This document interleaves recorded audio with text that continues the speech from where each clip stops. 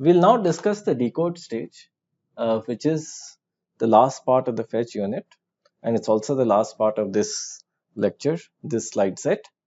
So we'll discuss both the decode stage as well as decode time optimizations. So decoding typically in most processors involves the following five activities. So in most instruction sets, the instruction contains an immediate field inside it. So if it is a RISC instruction set, the size of the immediate field is limited. So for example, let's say it's a 4-byte instruction set. So there are 32 bits. So in this case, the immediate field clearly cannot take up all of 32 bits. So maybe it can be a maximum of 16, 17, 18 bits. So in the simple RISC instruction set, the immediate field is 16 bits and there are 2 bits for modifiers, right? So that's the format that we have. But in different instruction sets, the immediate field will have different sizes. So regardless of the size, in the decode process, the immediate field is expanded to whatever is the width of the data path of the pipeline. So it's a 32-bit machine, which means that everything inside the pipeline is 32 bits. This includes registers, it includes the values that are read and processed by functional units and so on. So the immediate field is sign expanded to make a 32-bit field. Similarly, if it's a 64-bit processor, then the immediate field in this case will be expanded to a 64-bit field inside the processor. The rest of the fields, which are the IDs of the source and destination registers, all of these fields are extracted. So we can see these are the IDs of registers, can be source, can be destination. Furthermore, the branch target is also stored within the instruction if it's a branch. So most of the time for the branch targets, we are actually looking at what are called PC relative branches. So a PC relative branch, the target is essentially the program counter plus an offset, and the offset is embedded within the instruction. So if this is an instruction over here, then a part of it will record the offset, and so when this is added to the program counter, so the current program counters, the PC plus offset becomes equal to the branch target. So in the decode field, typically if we are using an offset based branch target, the target is computed. Additionally, we also process special instructions. For example, the return instruction is a special instruction which has an implicit source. Implicit source means that the source is not named, but still there is a source register. In this case, it is the RA register, it's the return address register. So this is at this point explicitly added to the instruction packet. And with all of these fields and everything all expanded, the instruction packet is created. And most of the time, if we are creating a hardware implementation, we also add many more pieces of information. These are typically called control bits, which control the processing of the instruction in later stages. So in later stages, let's say which functional unit to choose, whether it's a memory instruction or not. So a lot of this information is at this point of time also added to the instruction packet, such that subsequent stages will find it much easier to process the current instruction. So now let us come to CISC instructions, complex instruction set instructions. So CISC instructions, but they create a lot of problem, and the stage in which they create the maximum amount of problem, you can see the scorpion here, is actually the decode stage. So the primary problem here is that the fetch stage basically reads in a set of bytes, and in the decode stage we actually need to break down the instruction and understand and break down. The sad part is that instructions don't have a fixed length. See, let's say if we were to read 32 bytes from the instruction cache, in the case of a RISC instruction set, it's very easy. So we know that every instruction is of the same size, right? So in a RISC ISA, we know that all instructions are of the same size, 4 bytes or 8 bytes. And we also have a strict alignment in the sense, if instructions are 4 bytes long, then they start at memory addresses that are multiple of 4 bytes, like 0 bytes, 4, 8, 12, and so on. So you clearly know where an instruction starts and how long it is. So this is why RISC instruction sets, processing them is much easier, and their decode units are also way simpler. In comparison, let me just erase the ink.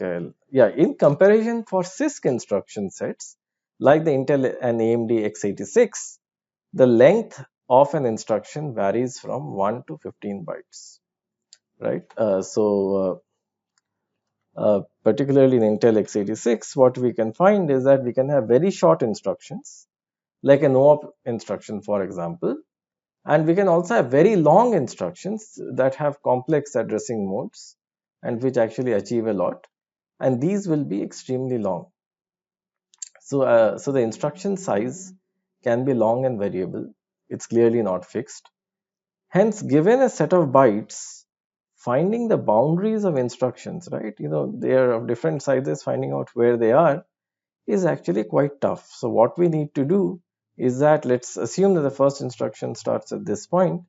We need to keep on reading the bytes, keep on decoding, and find the end of the instruction, again start reading the bytes. So this constrains our bandwidth because decoding becomes a sequential process. We need to start from one end, find the boundary of the first instruction, then find the boundary of the second, then the third, and then the fourth. So unlike RISC instruction sets where we can read, let's say, 16 bytes, and if an instruction is 4 bytes, we can decode in parallel.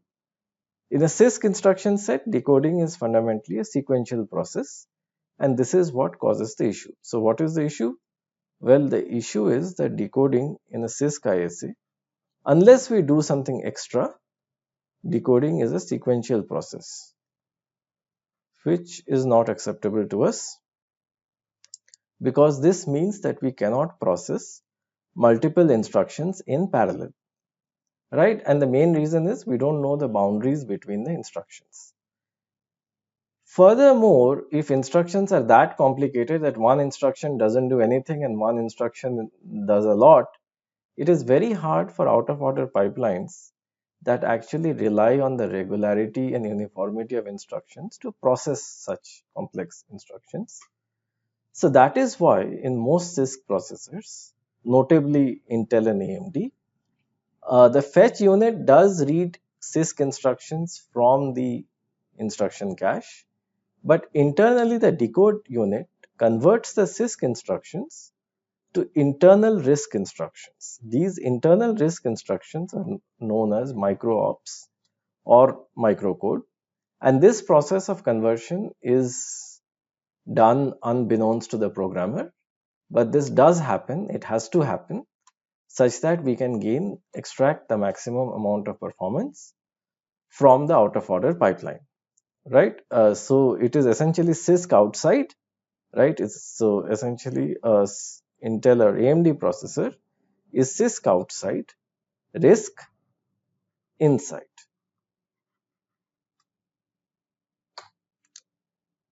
So let's come to x86 and show the example of one of the instructions which can actually become very complicated. It is the rep move st instruction. So what it does is that it embeds an entire loop within one instruction itself. So it does several things, and what it does is that it can be used to copy n elements from one location to the other. So the locations are implicit, right? Two registers, ESI and EDI actually. And from here, what can happen is that if, let's say, from one memory location, we can take a bunch of data, and how many elements? Well, n itself is stored in another register, which is also implicit. So in this case, all of this data is moved to another memory location. So it just copies one array of bytes to another array, and this is achieved by a single instruction. And so when we actually convert from CISC to RISC, this instruction will map to a very large number of micro operations. Okay, a large number of micro operations, primarily because an entire loop, we are compressing that into a single instruction. In comparison, in a CISC IAC, simple add and subtract instructions with register operands will map to a single micro operation. So to summarize our discussion, once we read in a CISC instruction, once we fetch a CISC instruction, if let's say it is a simple CISC, so we can now divide a complex instruction set to a simpler complex and a more complex complex. So if it is reasonably simple, like add, subtract, multiply, divide, etc., it is sent to the regular decoder, and the regular decoder provides a stream of micro operations. And if it is complex, very complex, like rep, move st, so this is not the only complex instruction that does a lot. There are many more such instructions in x86, and for all of them we actually have a table. So this table is known as a microcode cache or a microcode table. So in this case, what happens is we address the table by the instruction, and it's a huge table. So at this point, we just read all the micro operations that this instruction would translate to. So in this case, if it, let's say, translating to 5 micro operations, what we do is that we simply read them, and these micro ops are sent down the pipeline. So the microcode cache for every complex instruction stores a set of basic micro instructions, and it is necessary to read this cache for effective translation. So we don't use a decoder for extremely complex instructions. We just use the cache. Otherwise, we use the decoder. So keeping this in mind, let's move forward. So we need to understand that even though we have solved one problem, which was the fact that out-of-order pipelines would find it very hard to process CISC instructions. So we converted CISC to RISC. So this is what we have achieved up till now. And how did we convert CISC to RISC? Well, we have a decoder which does that. And for some very complex instructions, we also have a microcode cache where we can just read the micro instructions for a given CISC instruction.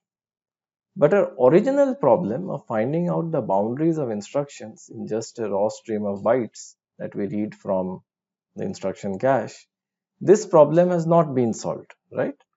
So to solve this, we will refer to a patent by Narayan and Tran. So this is a very famous patent, and different versions of this patent. So you will find different versions, extensions, or alterations, augmentations of this idea in various forms.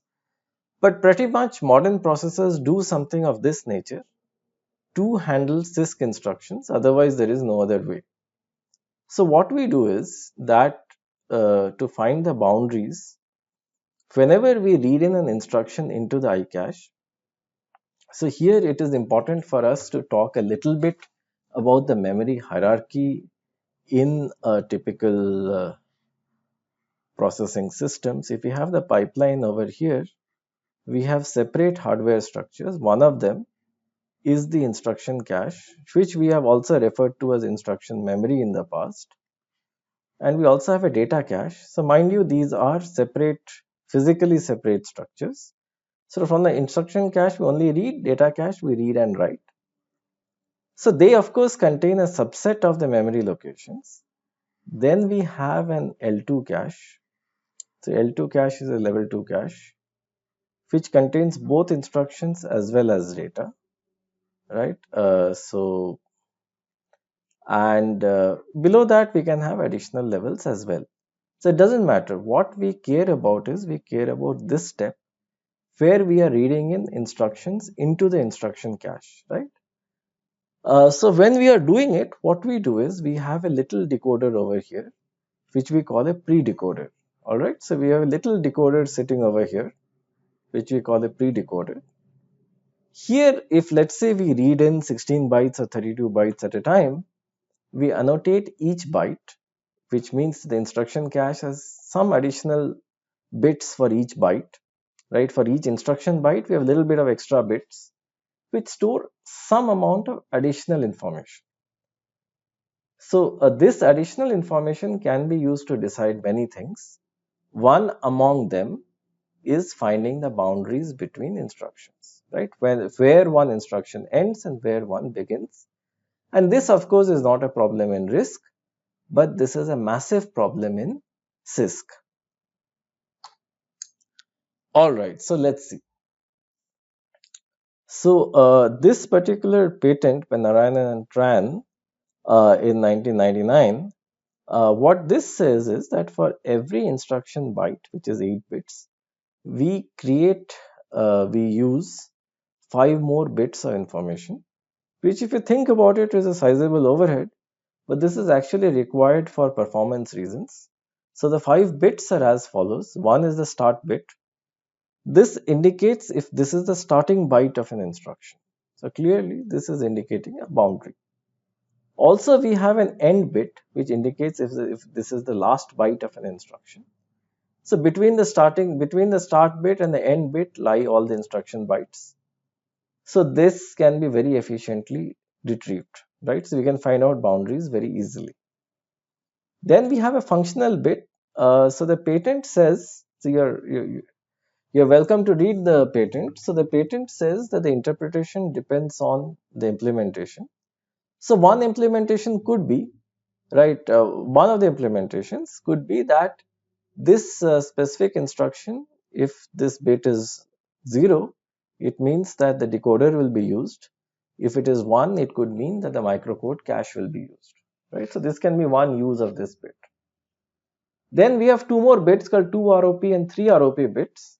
They essentially refer to indicate the number of micro ops that this instruction will translate to. All right. But of course, in any processor, this format would change in the sense we might. So let's say particularly the last 3 bits, right? This format will change. We might want to use these bits for other purposes. So this is very implementation dependent. But at least the first 2 bits clearly help us identify a boundary. So if we have start bits, technically speaking, an end bit is not required. However, it does make processing faster, and at the hardware level, every cycle saved is significant. Now let us look at the second decode time optimization. So we already have looked at one, which is pre-decoding. So what does pre-decoding give us? Well, let's take a quick detour to the previous slide. So what CISC to RISC conversion? So we looked at 2 ideas basically. The first idea was CISC to RISC conversion. So what this gives us is it gives us a nice homogeneous uniform processing environment within the pipeline, and this is something that we needed. All right. Because as you will see when you see the design of the out of order pipeline, that a lot of homogeneity is required, is desirable, and is preferred because this allows us to process instructions quickly. The other was the idea of pre-decoding, which also absolutely essential.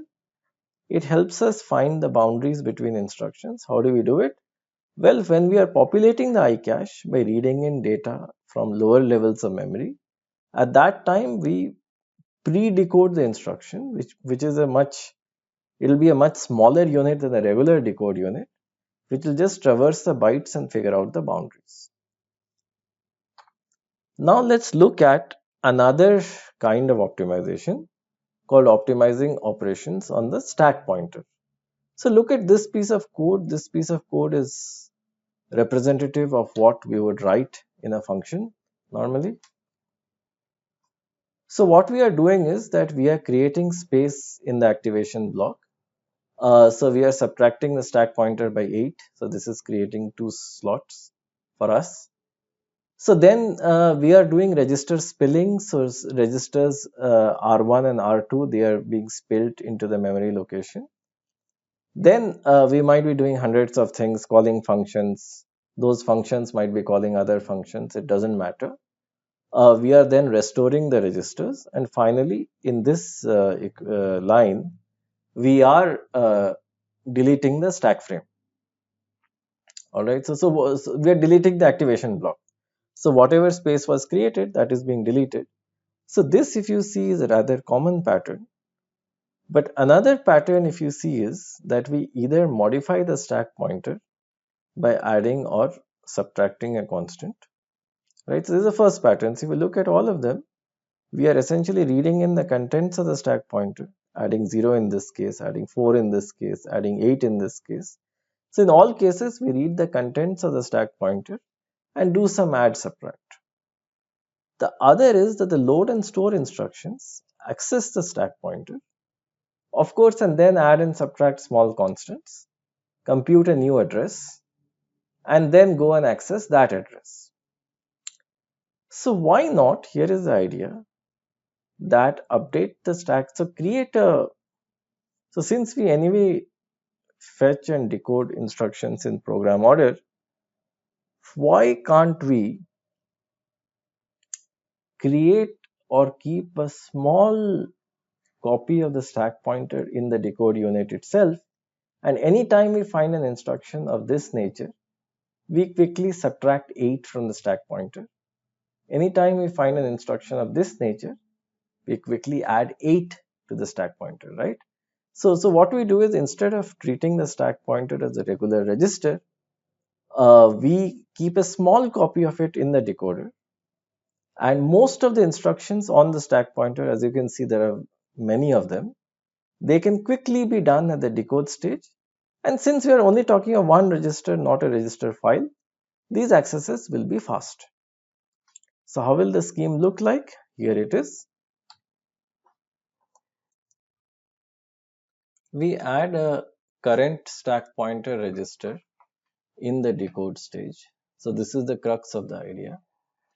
So we have a regular decode unit that contains the decoder and the microcode cache. So this, of course, remains the same. No changes to that. So we have a very quick mechanism of detecting if the stack pointer is being accessed. So once we can very quickly see that this is happening, the instruction is additionally sent to the stack pointer calculation logic in the decode stage, of course.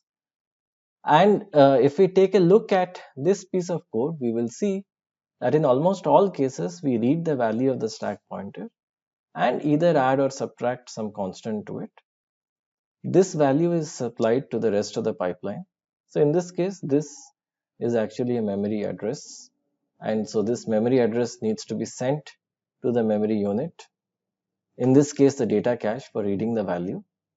So regardless of what we want to use the data for, the address can be sent down the pipeline. But let's say in this instruction, we add 8 to the stack pointer, and then we use it to update the value. So this can also be done. So what we do is that we quickly extract the immediate field, and we also read the value of the current stack pointer. We add both of them.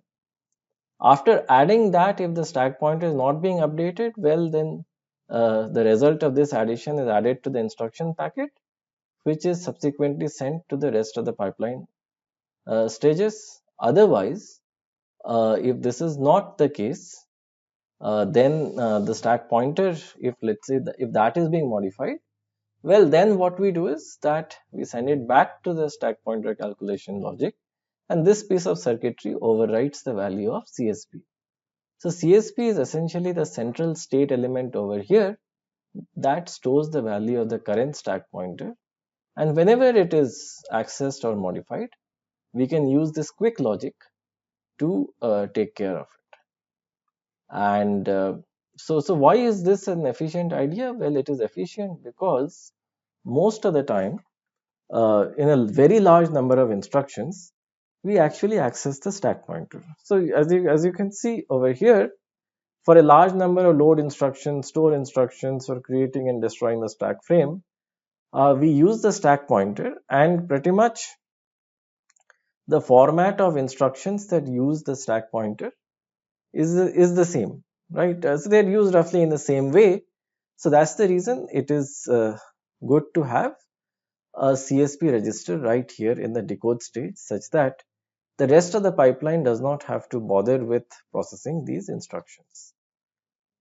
So what are the corner cases? Well, we could have an instruction of this type which does not fall within our format. So in this case, we read some other value and we store it in the stack pointer.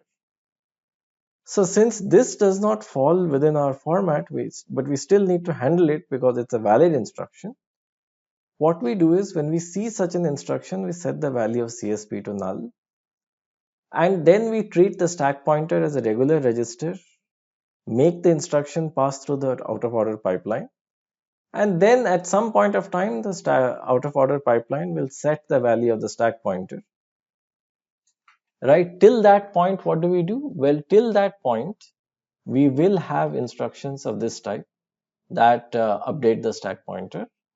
So till that point, what we do is we just accumulate the difference, right? So assuming the value that is read 12R1, assuming the value that is, so 12R1 in this case, since we're writing to the stack pointer and the stack pointer points to an address, so we are essentially reading an address from here. So let us say that the load instruction here will return a value which we call ADDR. See, ADDR primarily signifies that what we are reading from 12R1 is actually a memory address, where stack pointers are supposed to store memory addresses. So let us name our temporary variable as ADDR.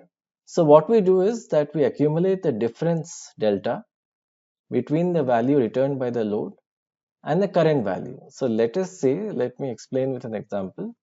Let us say we have this instruction over here, and here the value of the stack pointer, right, whatever is returned, is essentially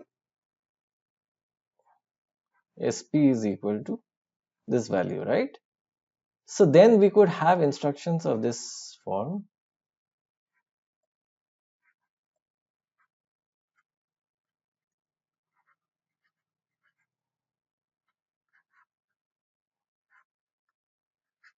So let's say at this point, the value of the stack pointer comes back.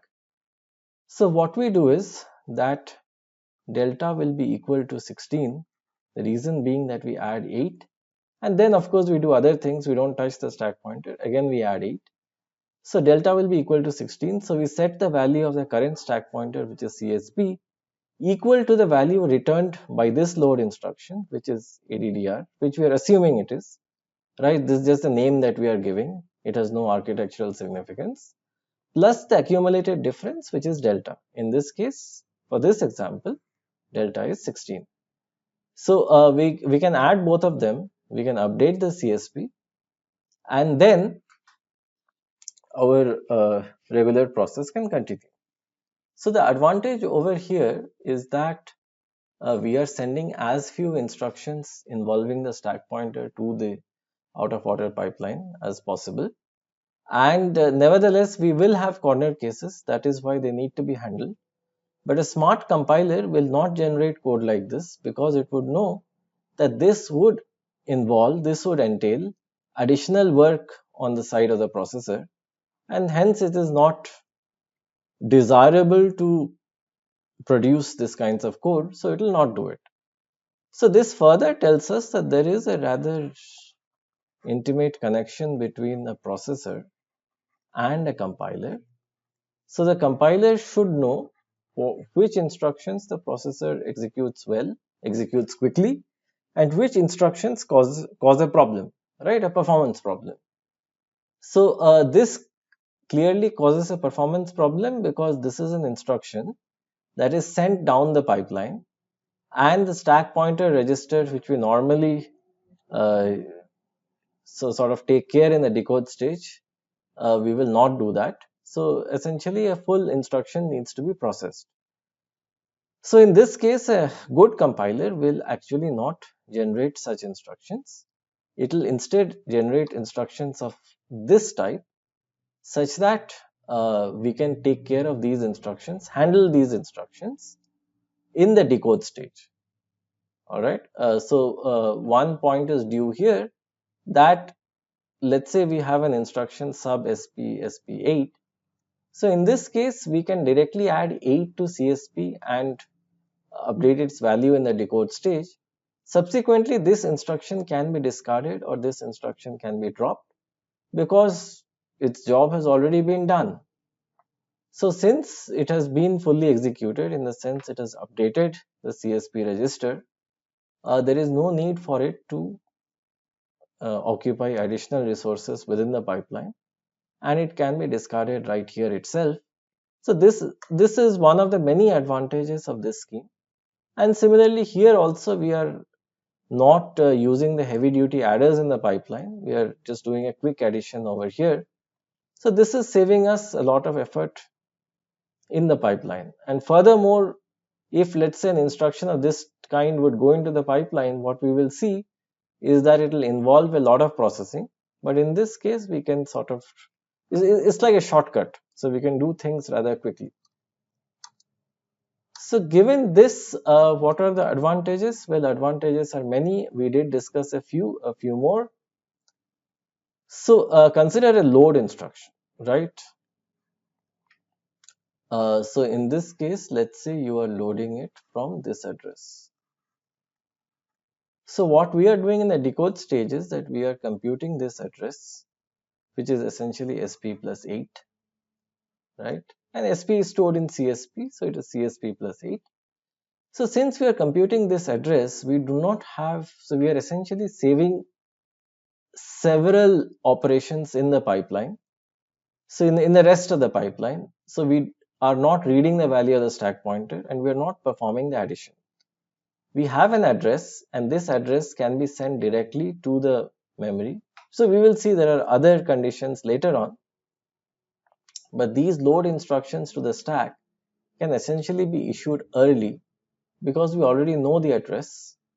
And as we will see, if some other conditions hold, which we will see in a later, which we will see in chapter 4, but if those conditions hold, then this address can be sent to the memory system early and the read can be performed. Similarly, for load and store instructions, there is no need to compute the address in the pipeline. They are being computed in the decode stage itself. Finally, we can get rid of some of these instructions. For example, add. So we can essentially get rid of it. What this would mean is that since this job is done, there is no need for additional processing in the pipeline. Now let's look at the third optimization called instruction compression. So in instruction compression, what happens is, so we will have to understand that instruction caches have a limited size. So they are between 32 to 64 kilobytes typically, and the performance is extremely sensitive to their size, particularly for cloud computing workloads, where they anyway have a lot of instructions, and so a small change in the efficiency of the instruction cache can actually create a major difference. Hence, we wish to store as many instructions in the instruction cache as possible. So what are some of the approaches? So one approach is that we have a reduced width instruction, which in any case the ARM ISA does support. So ARM has the thumb instruction set. The thumb is, so instead of an arm, it's like a thumb, which means it's a much smaller instruction set. So this allows us to essentially compress it, reduce the number of bits basically, and store 30 or 40% more instructions in an instruction cache with the same size. So how is this compression achieved? Well, the way that we achieve this compression is that instead of supporting all the opcodes, we support a limited number of opcodes, the ones that are the most common. For example, add, subtract, load, store, call, return, etc. So we just support a very small subset of it in a reduced instruction set. We do not encode complicated flags and options. Also, in the regular ARM ISA, we can see 16 registers. In the thumb ISA, we can see only 8. So we see a reduced view of architectural registers. So this basically reduces the number of bits that are required to encode the registers. For example, if we are seeing 16 registers, then for each register, be it a source or destination, we need 4 bits. But if we are only looking at 8 registers, then we actually need 3 bits. In many cases, we don't need that many registers, so we can afford to live with a reduced view of the number of registers. Similarly, we can also reduce the size of the immediate fields. So there is no need to embed very large constants in the instruction. So this also can reduce the size. Furthermore, we can have, instead of having 3 arguments in the instruction, we can have 2. So such a style is also known as this approach is called an accumulator based approach, where register R1 is called the accumulator, because the operation that is actually performed is R1 is equal to R1 plus R2. So R1 is both a source and a destination, and the destination is of course implicit, but what is happening is R1 is equal to R1 plus R2. So ideally we would have written R1, R1, R2, but since this is a reduced instruction set, we can write add R1, R2. All right. So these are several methods by which we can take a regular RISC instruction set or a regular CISC instruction set and create a reduced instruction set such that to store an instruction it requires less bits, less bytes. This would further translate to an increased instruction packing density in the iCache, which will give us tremendous benefits. So much of this we will understand when we go to chapter 7, when we actually see how caches are designed and how the memory system works. But till now, you simply need to believe me that if we can store more instructions in the iCache, it is always better. And one way of doing this is this, where you can clearly see that this is a fairly effective method of increasing the storage density within the iCache. One more idea is that typically we have large sequences of code that are similar across the program. For example, code to read and write registers, that is similar. To call certain known functions, to perform some operations so in every program we'll have some common operations that are actually performed at different places. So the compiler and what is called a profiler. So a profiler is a special piece of software that pretty much runs a program once with representative inputs. It finds the profiler takes a trace of all the instructions that are executed. So there are different ways of doing that, but this is too premature a chapter to discuss how to do it.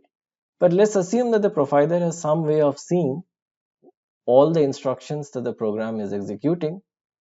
Then it can identify sequences of frequently executed instructions, right? So the compiler can do it at compile time, which is statically, and the profiler can do it at runtime, which is dynamically.